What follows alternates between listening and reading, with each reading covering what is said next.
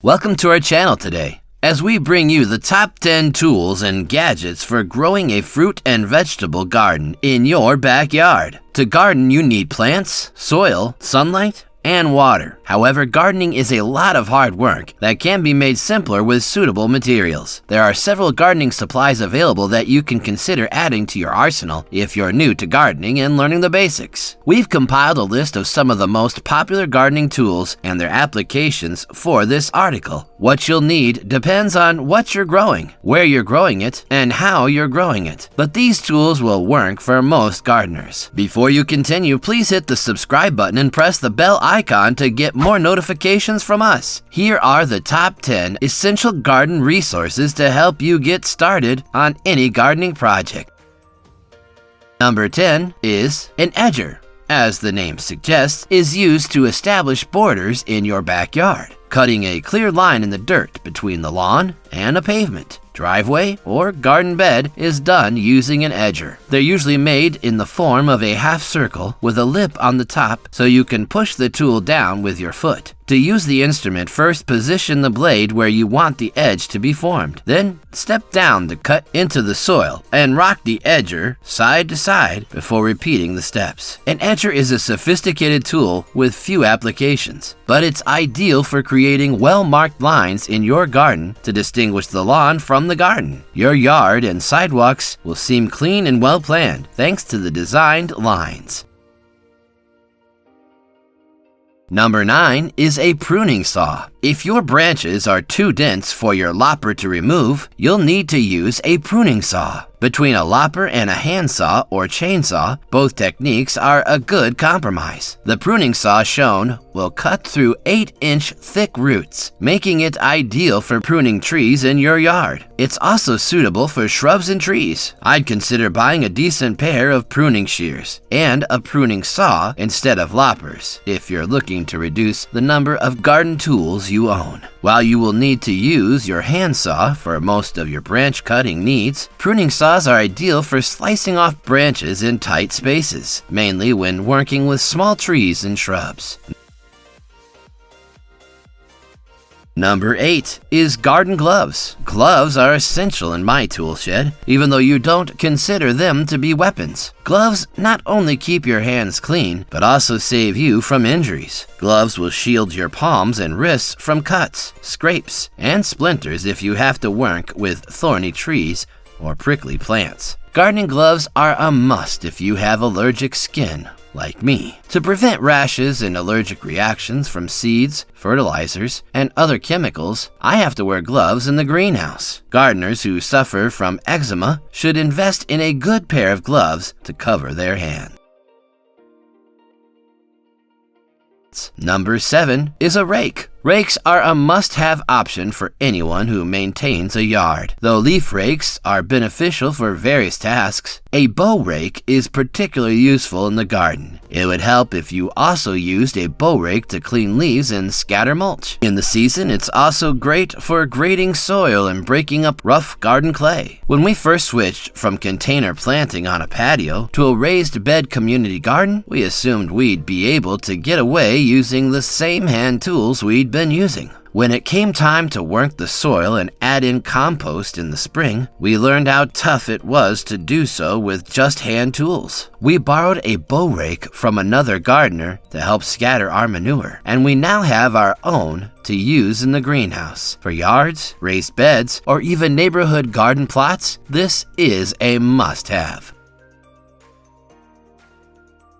Number 6 is a digging shovel. A digging shovel can come in handy whether you're gardening in your yard or raised bed. You will use it to dig trenches and move soil from a wheelbarrow to your garden without having to drain the whole load. Shovels may also be used to stir compost piles or mix potting soil before placing it in containers. A substantial shovel is ideal for turning soil or clearing it if you need to build a garden or level field. For digging, look for pointing shovels like the one above. If standard shovels are too heavy for you, some styles are made of lightweight materials but are still suitable for digging in gardens.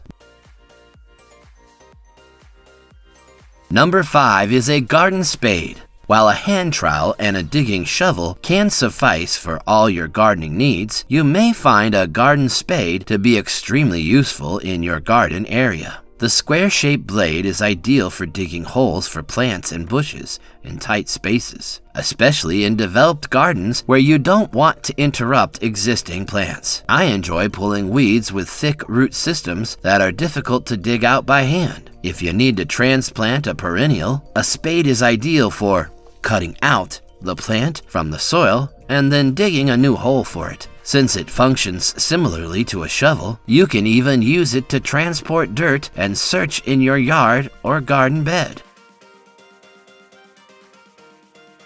Number 4 is a garden hoe. When we're preparing the garden for planting in the spring, we use our hoe a lot. The blade is ideal for weeding, cutting through unwelcomed growth quickly and removing it from your garden beds. May also be used to distribute manure in confined areas. The sort of hoe you use and the blade's size and form are dictated by the planting you do. You may need a giant hoe if you're working with vast fields of soil or vegetable gardens. A delicate blade can be preferable for flower gardens. Choose a blade diameter that meets your needs. You might choose to purchase several hoes of various sizes to accommodate a broader range of projects.